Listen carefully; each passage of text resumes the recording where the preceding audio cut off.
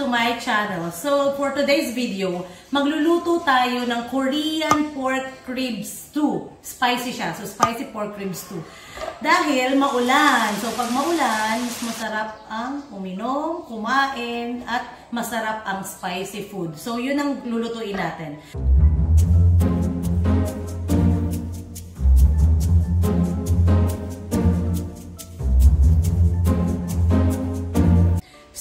Nagpunta ako ng hypermarket at bumili ako nitong ating ingredients, ang American pork ribs. Yeah, American ribs. So, pero kung wala kang mahanap na American ribs, pwede kayong gumamit ng kahit anong buto-buto, pork buto-buto. Yun. So, simpleng-simple lang ulit ang ingredients natin. Huwag na natin pahirapan ng ating mga sarili. Of course, meron tayong onion leeks. Dahil spicy, kailangan ko ng chili. Magdadagdag ako mamaya ng labuyo. And then, malaking-malaking sibuyas. Ginger, pangtanggal ng konting langsa. Sabi nila, di ba, pag karne, may konting langsa. And then, carrots. And then, potato. At of course, syempre, yung ating garlic. Dahil spicy siya at Korean siya, kailangan ko rin ng gochujang, gochugaru, black pepper, at ano pang seasoning? Salt and pepper.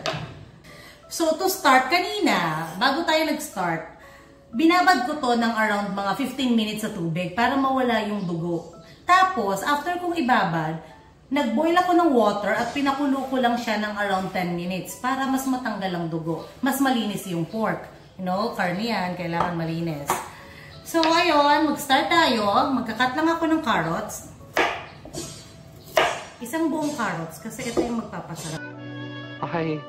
I just keep hearing things. Then, pandagdag ng sweetness. Pag sinipag kayo, pwede nyong, you know, i-circle siya, lagyan ng konting design. Pero ako, ganito lang. Pagkasama-sama lang natin. I-cut nyo lang siya kung anong trip yung cut ng carrots. Yan, lagay natin ulit dyan. Yung potatoes, dalawang malalaking patatas. Yan, cut nyo lang. Malalaki, big size din. Para kang ano, parang yung cut niya is yung nilaga. Ang nilaga ba sa atin yun? And then, ang ating sibuyas. Malalaki lang din. Ano yung sibuyas mo? Yeah, kinuha ko to sa Norita. Kinuha ko sa Norita. Tapos ang ating ceiling green. Sabi natin yung hindi magandang part. Yan, ceiling green. Tapos ikat na natin ang ating leeks. Yan, pahaba lang. Kasi stew naman siya. So, pwede yung ganito. Tapos itong white part dahil makapal, pwede nyo pang slice siya. Hatiin nyo pa sa gitna. Ngayong nakat ko na yung onion leeks, magtatabi ako ng for garnish later. Mas maganda pag nag-garnish kayo, medyo may white part. Yan, pag natapos na tayo magluto. So, itatabi ko lang siya at hindi ko siya isasama sa pag-boil. And then, ang ating ginger, hinugasan ko na to. So, i-slice ko lang. May balat pa po ito ha. Kasi tatanggalin ko rin siya mamaya. Isasama ko lang siya sa pag-boil sa pork.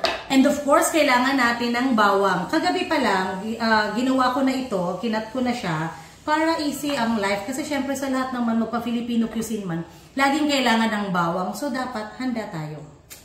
Para hindi na tayo mahirapan. Easy life. Dapat handa tayo. Para hindi na tayo mahirapan. Easy life. And now, let's start.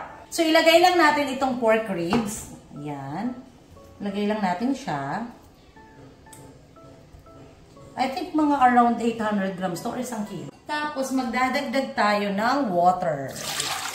Siguro mga 10 cups. Hanggang sa lumagpas lang ng konti sa pork. Tapos, ilalagay natin ang ating ginger, chili, ang onion. Sama-sama lang yan. Ihuli lang natin ang potato saka ang carrots. Tapos, ilalagay natin ang ating bawang. Sobrang dami. Look. Yan, mahilig ako sa bawang, sabi ko sa inyo. So, lalagyan natin siya ng chili flakes. Dahil spicy, gusto ko ng spicy, mga 3 kutsara. Yan. Adjust na lang natin siya later. And then, soy sauce. Mga 4 tablespoon na soy sauce. Pwede din po ba dato puti na soy sauce dyan? Sorry po, hindi ko po na-try pa. Korean soy sauce lang. And then, ang aking mahiwagang patis, yung nawawala last video. Patis, Thai patis. Yan, mga 3. Ito yung gagamitin kong pampalasa. And then, saka ako mag-a-adjust mamaya ng salt kung kailangan pa. And then, ang ating mirin or Korean rice wine. Mga 4 na mirin.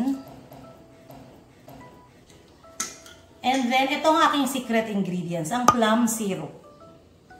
Nandiscover ko lang siya na mas masarap palang lagyan ng plum syrup. Mga 2 lang. And then, of course, lalagyan natin siya ng gochujang. Korean chili paste. And, hulaan mo anong kulang? Ano po? Asukal. Asukal. Oo nga. Told ya, lagi tayong may asukal. So, ang mangyayari dito sa pork natin mamaya, mag-aagaw ang tamis, ang anghang, ang alat. So, mag-incorporate yan lahat mamaya sa pork. So, sobrang sarap niya. So, i-close na natin.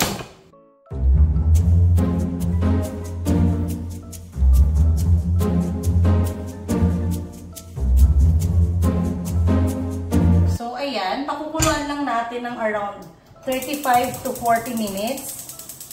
Kasi ang gusto natin mangyari dyan, yung laman ng baboy, natatanggal na sa buto.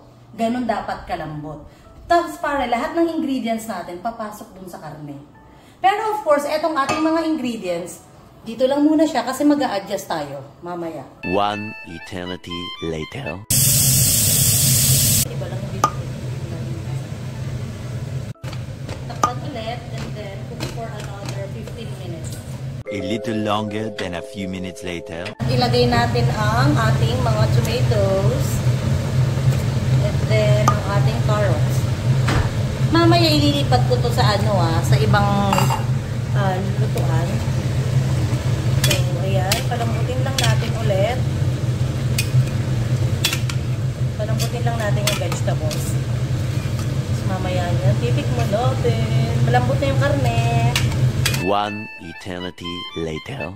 Ayun, pwede na natin ilipat. Dito kasi natin isi-serve mamaya. Dito ko siya isi-serve sa asawa ko.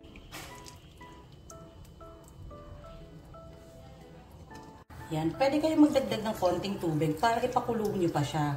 Kasi, the more siya na lumapot, the more siya na nagmaalat. Umaalat siya. Kaya dagdagan natin ng tubig. Sayang naman ito. Dagdag natin. Yan.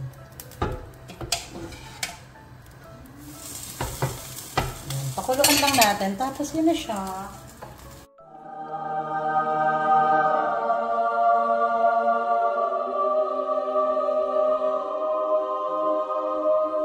So, ito na yung ating spicy pork ribs.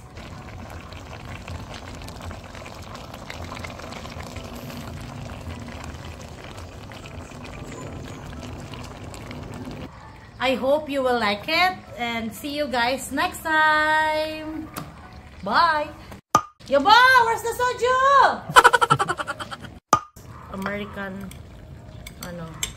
pork ribs. Daddy wants to put. Dilyo. Yun. Daddy.